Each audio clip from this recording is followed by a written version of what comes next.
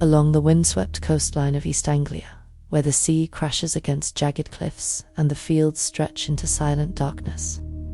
There is a legend older than many of the villages that stand there today. It is the tale of a creature that has walked through English history for centuries, leaving fear, death, and unanswered questions behind it. They call the creature the Black Shuck, a hound of impossible size, with fur black as coal and eyes that burn like embers in the night. To the people of Norfolk and Suffolk, this hound is not a myth, it is a warning. When the Black Shuck appears, death is already close. The legend describes him as a massive dog, larger than any known breed, often the height of a small pony. Witnesses say his paws make no sound, even on gravel or stone. Some claim he leaves scorched footprints behind him, while others insist he leaves no trace at all. His eyes are said to glow with a deep, or natural red, not reflecting light, but generating it, like to burning coals suspended in the air. Wherever he walks, animals fall silent, the wind stills, and a sense of dread settles over the land. Those who have seen him swear that his presence feels less like meeting an animal and more like being watched by something ancient and intelligent. The Black Shuck is not merely a ghost story told by fishermen at dusk. There are written accounts of him that stretch back hundreds of years, recorded by priests, chroniclers, and even government officials who attempted to make sense of what they had witnessed. The most famous story dates back to the 16th century, but whispers of the hound travel far deeper into England's past, possibly reaching the age of Viking settlers and the shadowed beliefs they carried with them, before the word England even existed in its modern form. The idea of a night hound that walked as a harbinger of death was already rooted in the soil of the land. In the rural towns and coastal villages of East Anglia, the legend grew with every generation. Mothers warned their children not to travel alone at night. Fishermen who saw red lights on the cliffs refused to sail the next day. Travelers who heard heavy breathing behind them quickened their pace, afraid to turn around. The Black Shuck could appear anywhere. Crossroads, graveyards, quiet lanes, lonely beaches, and churchyards still damp from the mist. He never attacked without reason, the stories say, but he never appeared without consequence either. His arrival was either a final mercy or an omen of tragedy. Even modern historians admit that something unusual happened in this region. Sightings of the Black Shuck were so frequent, so consistent, and so widespread that the legend became deeply woven into local identity. He was not a creature of fantasy. He was an accepted part of life, like storms, tides, and the unpredictable sea. Some families believed he guarded their land, protecting them from misfortune. Others believed he followed a particular bloodline, appearing to warn them of an approaching loss. And some believed he was a remnant of an older world, a creature that had never fully crossed into myth and therefore continued to walk in the modern age. The image of the Black Shuck influenced literature, art, and even the imagination of one of the world's most famous writers. Many scholars agree that Sir Arthur Conan Doyle drew inspiration from this very legend when he created The Hound of the Baskervilles. The idea of a supernatural dog terrorizing lonely moors did not come from thin air. It came from East Anglia's Black Hound, the creature whose padded steps had echoed through English folklore long before Sherlock Holmes stepped onto the page. Yet, for all the stories and encounters that describe the Black Shuck, one detail remains constant across time. Those who see him rarely forget the experience. His presence is described as overwhelming, not because he attacks, but because he carries something with him that human beings instinctively recognize. A sense of inevitability, a sense of sorrow, a sense that something is coming, and that he is merely the shadow that arrives first. The Black Shuck has walked through the centuries, not as a beast of violence, but as a silent messenger. The people of East Anglia understood this better than anyone. When his glowing eyes appeared in the night, they did not always run. Sometimes they stopped and listened, for they knew that the hound did not come to harm them. he came to prepare them. And even today, when the coastline is lit by lighthouses and the roads are patrolled by cars instead of horses, some people still claim to see him, a dark form pacing along a cliff's edge, a huge dog standing in the headlights before vanishing into thin air, two red eyes staring from a hedge before dissolving into the night. The world has changed, but the legend has not. The Black Shuck still walks. Because in some places, death does not travel alone. It sends a companion ahead of it, a shadow with burning eyes that watches from the darkness, waiting for the moment when the living finally understand why he has come. The most infamous encounter with the Black Shuck took place on a storm-lashed morning in the summer of 1577. In the quiet market town of Bungay, Suffolk, the day began with dark clouds rolling across the sky, thick and heavy like bruises swelling over the horizon. Thunder rumbled in the distance, but the townspeople paid little attention. Summer storms were common along the East Anglian coast. What they were not prepared for was what would happen once the storm reached the church. Inside St. Mary's Church, the service had already begun. The priest's voice echoed against the stone walls, joined by the rhythm of rain tapping against the stained glass. Families huddled together, whispering their prayers into the candlelit air. The storm outside grew louder, shaking the windows in their frames. Then, without warning, the church doors burst open with a violent crash that silenced the congregation. A bolt of lightning illuminated the entrance, and in that blinding flash, they saw it. A massive black hound stood framed in the doorway, its silhouette towering against the pale light. For a moment, the entire congregation froze. The creature's eyes burned with a deep red glow, brighter than any reflection of lightning, almost as if they generated their own light. Witnesses later described the sensation that washed over them at that moment. It was not terror in the usual sense. It was a kind of dreadful certainty, as though everyone in the church understood instinctively that the creature had not wandered in by accident. The Black Shuck moved down the aisle with a slow, deliberate gait, its claws clicking softly against the stone floor. Some said its paws left scorch marks where they touched. Others insisted that its feet made no sound at all. The hound passed between the pews, brushing against terrified parishioners who felt a cold wind in its wake. Though the air around them remained still, children hid beneath the benches, and grown men found themselves unable to speak or move. The creature's presence felt heavy, ancient, almost ceremonial. It did not growl, it did not attack. It simply walked through the church as though it had been summoned by fate itself. Then, just as suddenly as it had appeared, the hound reached the front of the church, turned its head, and fixed its glowing eyes onto men who had been sitting near the altar.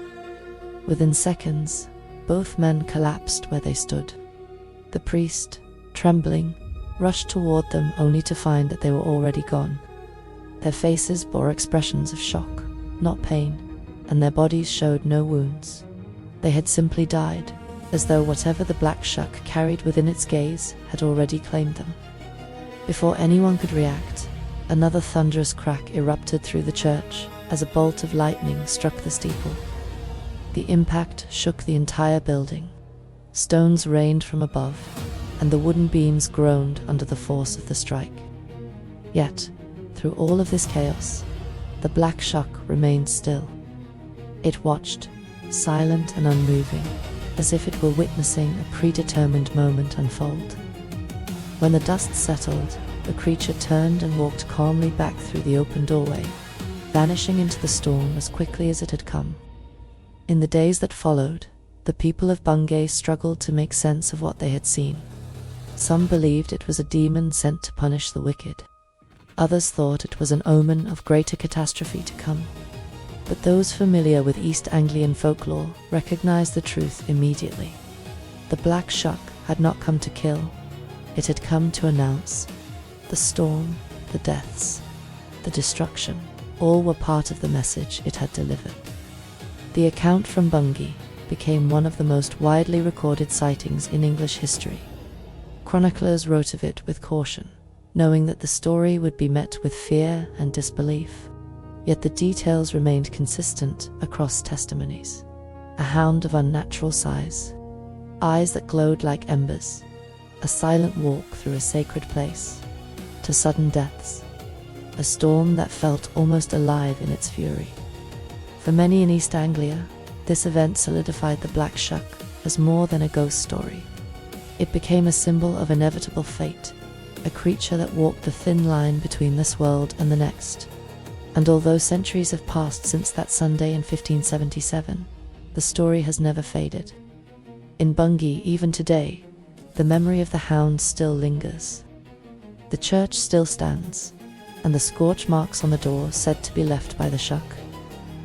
Claws are shown to visitors as a reminder that there are moments in history when the supernatural steps directly into the world of the living. Because death may be invisible, but in that church, on that storm-dark morning, it had taken the shape of a dog. To understand the Black Shuck, we must step back into a time before England existed as a single nation, when the eastern coastline was shaped not by politics or borders, but by belief. The land that is now Norfolk and Suffolk was once a place where the old religions held strong, where spirits were thought to roam freely, and where the line separating the living from the dead was believed to be thin as mist, drifting over the marshes. In those days, people did not dismiss the supernatural. They lived beside it, respected it, and feared it in equal measure. Long before the word Shuck appeared in English records, the Norse had arrived on these shores, bringing with them their own legends of night hounds and deathbringers. Among these spirits was the Garma, a monstrous dog said to guard the gates of the underworld. Vikings believed that such creatures walked the earth before great battles, their presence signaling that the slain would soon cross into the next world. When Norse settlers took root in East Anglia, their beliefs merged with those of the Anglo-Saxons and older Celtic communities, creating a woven tapestry of supernatural lore. At its center was a hound, black as night, powerful as fate itself. In Anglo-Saxon culture, black dogs held an ominous significance. They were often described as guardians of burial mounds, prowling graveyards and crossroads at night. These crossroads were seen as sacred thresholds, places where spirits could move between worlds. It is no coincidence that the Black Shuck is most often sighted at these very sites. Where paths meet, where choices converge, where life and death overlap, these have always been the Shuck's chosen grounds. Some scholars believe the legend may stretch even further back, into the Celtic myth of the Torshi, a spectral hound from the otherworld. The Torshi was described as enormous and silent, with eyes that glowed in the dark and fur that flowed like shadow. It was said to appear before tragic events, a harbinger rather than a hunter. The resemblance to the Black Shuck is unmistakable. Even the name Shuck, many argue, may come from the Old English word skugga, meaning demon or spirit. But in older dialects, the word simply meant dark one, a fitting title for a creature whose presence is felt long before it is seen. While many ancient beliefs faded over time, the legend of the Black Shuck did not. It endured because it carried something primal, something that resonated with a universal human fear, the fear of the unknown moments before death. For the people of East Anglia, the Shuck became a symbol of inevitability, a silent reminder that death is never far from those who walk alone at night. And as centuries passed, the stories continued to evolve, shaped by fishermen, farmers, and travelers who all claimed to have glimpsed the enormous hound standing in the shadows. In medieval manuscripts, the hound began to appear more frequently, always described in ways that blurred the boundary between the physical and the spectral. Some accounts spoke of its fur glowing faintly, as if lit by an inner flame. Others said that when it ran across the fields, its paws did not disturb the grass. A few rare testimonies claimed that the creature could split into two identical hounds or vanish into thin air. Rather than dismiss these stories, local historians treated them with curiosity. They understood that legends survive because they carry fragments of truth, even if that truth is layered beneath centuries of imagination. The most consistent theme in these early records is the hound's connection to death. It never attacked without cause. It never hunted the living like a beast. Instead, it appeared as a witness, an omen that the veil between worlds was about to shift. To see the Black Shuck was to feel the breath of mortality close upon your neck. As the centuries moved forward, the legend did not fade. Instead, it spread. Villages from Sheringham to Southwold, from Great Yarmouth to Cromer, all began to share their own versions of the Shuck. Some believed him to be a guardian spirit, protecting sailors during violent storms. Others believed he stood at the gates of graveyards, guiding lost souls to their final rest. The hound could be a comfort or a curse, depending on the nature of the encounter. But no matter the interpretation, the fear remained. This was not a creature invented to frighten children or to entertain travelers.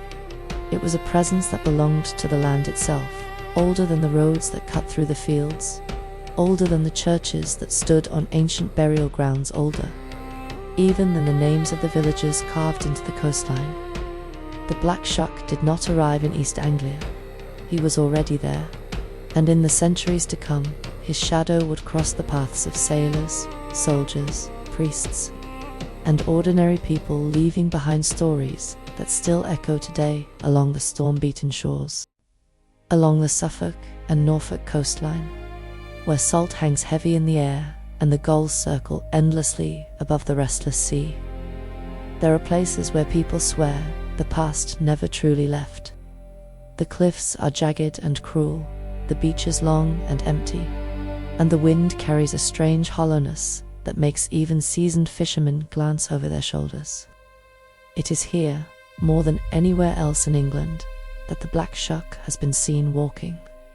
Not just in ancient times, but in the years when lighthouses already watched the sea and engines had long replaced horses on the roads. For generations, sailors along this coastline whispered of a great hound that appeared before storms. They said that if you saw the Black Shuck on the cliffs, you should not sail the next morning, no matter how calm the waters looked at dawn. Old maritime logs from the 19th century contain scattered notes, written by captains who never considered themselves superstitious. Several recorded seeing a black animal of unusual size standing near the lighthouse at Happisburgh, just hours before violent storms struck. Some of these storms claimed entire vessels. Survivors spoke of hearing a dog howling through the wind moments before the waves swallowed their ships. One of the most chilling coastal encounters occurred near Cromer during the Second World War. A group of soldiers stationed at a lookout post reported seeing a large black dog pacing along the shoreline at dusk.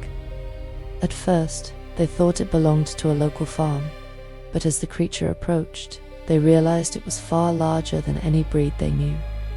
The dog stopped several yards away and stared at them with glowing red eyes that seemed almost calm, almost knowing.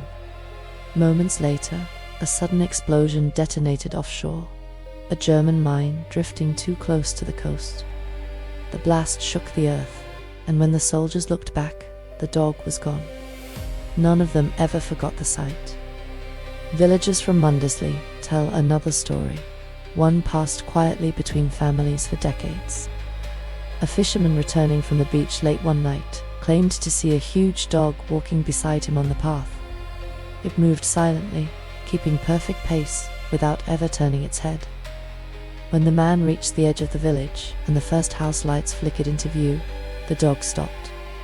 It stood motionless for several seconds, then turned and walked into the hedge, disappearing as though the foliage had swallowed it whole. The next morning, news arrived that the fisherman's cousin, a man he had shared a childhood with, had died suddenly in London. Across these coastal towns, the Black Shuck's presence became more than a frightening tale. It became part of the landscape, as familiar as the rising tide and the gorse-covered cliffs. Walkers along the Suffolk coast path reported seeing enormous paw prints pressed into the sand, never paired with human tracks. Others claimed to see a large shadow running beside them at twilight, even when the path ahead was empty.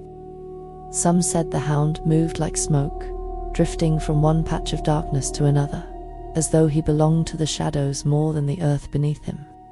Lighthouse keepers, who spent long nights in isolation, were among the most reliable witnesses.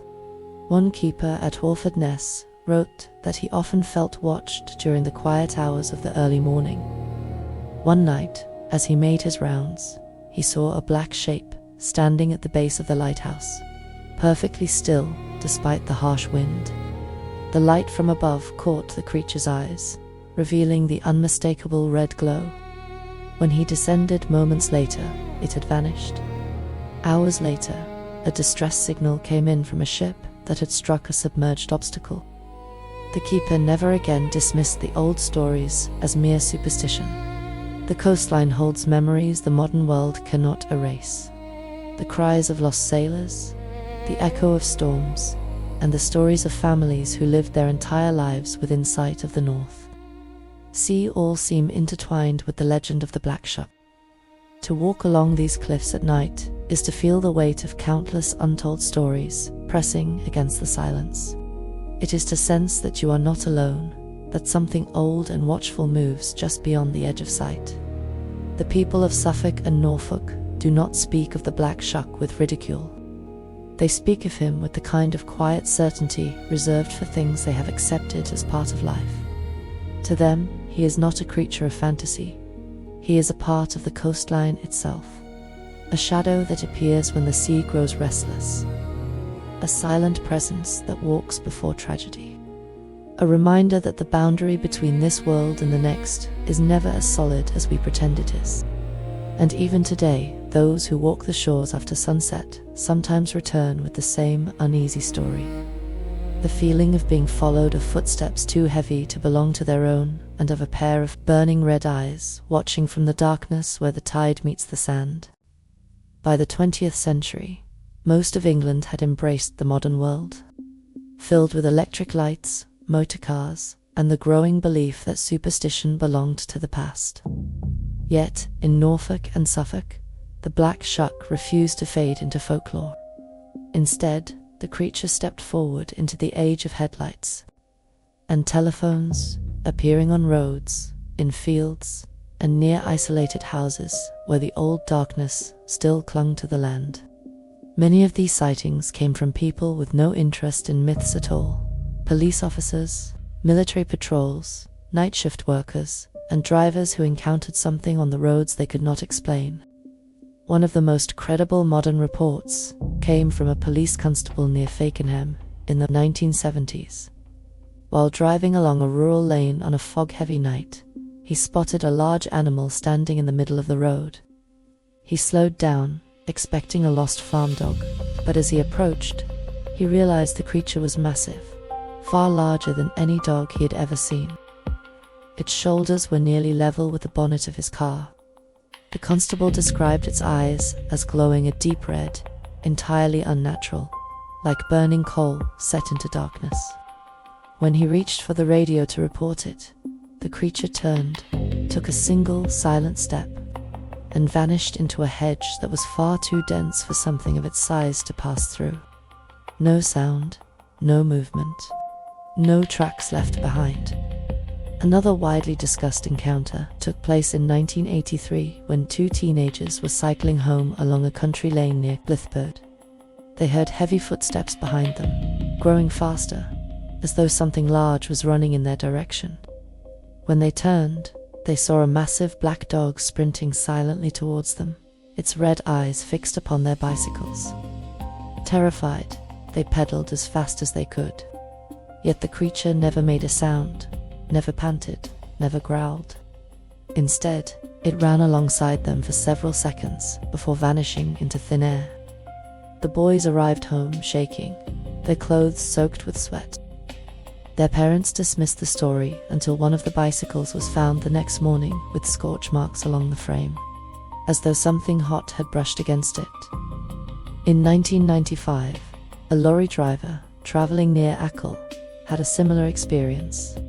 While navigating a dark road in the early hours of the morning, he spotted a huge dog standing at the verge. As his headlights illuminated the creature, the dog turned its head slowly, revealing two bright, glowing eyes that did not reflect the light but seemed to shine from within. The driver later insisted that the sight felt more like an encounter with a presence than an animal. The dog then walked directly across the road in front of the lorry. The driver slammed his brakes, but the creature passed through the vehicle as though it was smoke. Shaken and pale, he pulled over and waited nearly an hour before he felt steady enough to continue driving. Some of the strangest accounts come from hikers walking through the Norfolk Broads. On several occasions, walkers reported hearing a low growl behind them, only to turn and see nothing there. Paw prints the size of human hands have been found pressed into soft earth, unmoving, as if the creature had stood watching for a long time. In one case from 2004, a family found a series of prints along a riverbank, yet there were no prints leading to or away from them. It was as though the creature had materialized on the spot, stood still, and then vanished. Local authorities have their own explanations. They often attribute sightings to misidentified dogs, tricks of the light, or the effects of fear and imagination on isolated rural paths. But those who have seen the Shuck disagree. They speak of the creature with certainty, describing details that match accounts from centuries earlier: the size, the silence, the eyes, and the sense that the encounter was not a chance meeting, but an intentional one.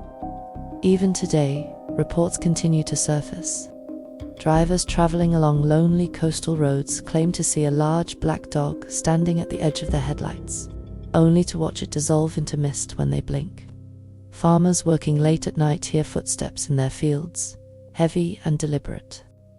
Walkers feel a presence pacing beside them on fog-covered paths. And every time, the same details return. The creature is silent, impossibly large, and always watching. To the people who encounter it, the Black Shuck is not a beast, but a messenger. They describe a deep sorrow in its gaze, a kind of timeless awareness. It is not hunting them, they say. It is not trying to harm them. It is simply appearing, as it always has, before the moment when life changes. In this modern age of concrete and technology, the Black Shuck continues to walk through the night, reminding those who see it that death, fate, and old spirits do not vanish simply because we choose to stop believing in them. Legends do not survive for centuries without purpose. They linger because they hold something people recognize, something that speaks to a universal truth. The Black Shuck is no exception.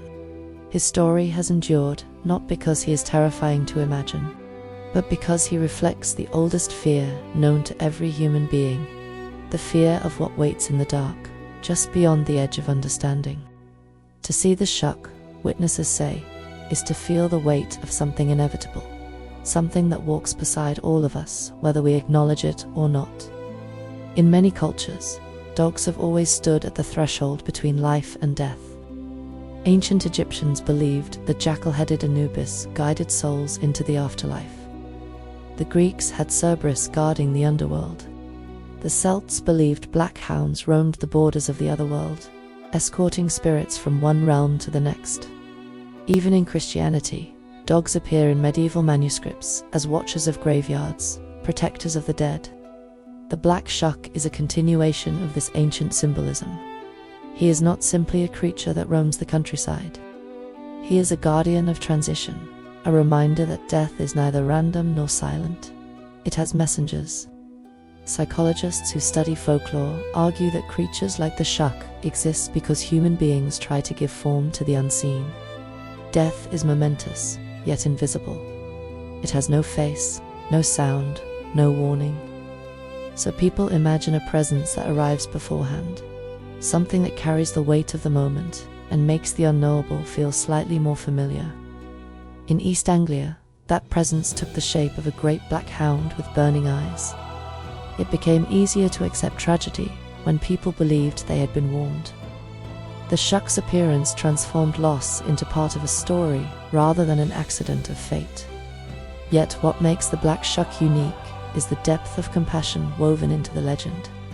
He is feared But he is not malevolent. He does not stalk or chase without reason. He does not attack for pleasure or hunger.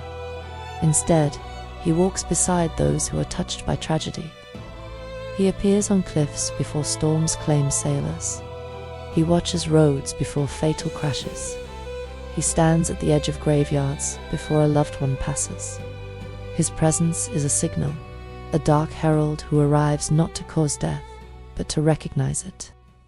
Those who have seen him often describe a strange calm that settles after the shock fades, an understanding that the creature was not there to hurt them, but to bear witness to something beyond their control. This is why the legend remains powerful, even in the modern world. People do not fear the Shuck because he is monstrous. They fear him because he represents truth. He stands as the embodiment of every warning we wish we could see more clearly. The signs we miss, the instincts we ignore, the quiet moments when we sense that life is about to change but cannot explain why. In that way, the Shuck is not just a supernatural dog. He is the shadow of understanding that follows every one of us. His image has seeped into literature and film, shaping the archetype of the hellhound and inspiring some of the most iconic dark creatures in fiction. When Arthur Conan Doyle wrote The Hound of the Baskervilles, he drew from the fear and mystery that had surrounded the Shuck for hundreds of years. The red eyes, the silent pursuit, the idea of a beast linked to ancient land, all of it echoes the East Anglian legend. And yet, no fictional hound has ever captured the same emotional depth as the Shuck. No story has ever fully explained him. Perhaps that is why the Black Shuck endures. He cannot be studied like an animal, nor dismissed like a ghost created to frighten children. He exists in a space between fear and respect, reality and myth, sorrow and acceptance. To those who believe in him, he is more than a creature. He is a reminder that even in a world of modern certainty, there are things that move through the night that will never be fully understood. The coastline remembers him, the fields remember him, and the people who see him remember him for the rest of their lives. Because the Shuck does not appear for no reason. He walks with purpose, carrying a message that humanity has felt since the dawn of time, that every life casts a shadow, and every shadow eventually returns to the dark. If you stand on the East Anglian coastline at night, when the tide is pulling back into the blackness and the sky is nothing but a silent stretch of stars, you may feel something watching you. It will not be the wind against your coat or the echo of distant waves. It will be something else, a presence older than the land beneath your feet. That feeling has been described by countless people over the centuries, and every one of them believed they knew what it meant. Somewhere nearby, the Black Shuck was walking. For those who have encountered the hound, the memory does not fade. They speak of eyes glowing like embers in the dark, eyes that held no hatred, no rage, only an ancient understanding. They describe the silence that followed, the heavy stillness that made the night feel as though it were holding its breath. They remember the weight of the moment, the sensation of standing not just in the presence of a creature, but in the presence of fate itself. Many say they were not afraid of the hound, but of what his appearance meant. He was not a beast to be fought. He was a sign to be acknowledged. The world today is filled with lights and noise, distractions and logic that push old legends aside. But even now, reports of the Shuck continue. A driver alone on a dark road sees a shape too large to be a dog. A walker on a fog-drenched path hears footsteps beside them, perfectly in sync with their own.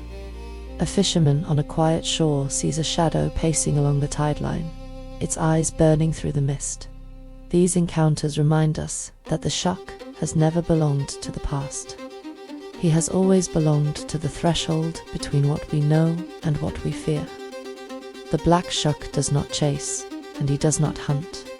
He observes, he warns, he walks ahead of tragedy, as if bound by a duty no living creature could understand. To the people of Norfolk and Suffolk, he is not a monster. He is a companion of sorrow, a messenger who appears when the world is about to change. His presence may chill the blood, but it also carries a strange dignity, as though he mourns the living before they mourn the dead. In a way, this is what has kept the legend alive. The Shuck is not a tale of cruelty or violence. It is a tale of inevitability, of the truth that life and death move side by side, each one casting its own shadow. The hound simply reminds us of that shadow. He is the dark shape at the corner of the eye, the silence in the middle of a storm, the companion we never want to meet yet cannot fully deny. And so, the legend endures. It moves through villages, across fields, along beaches, and through the memories of those who swear they saw something impossible.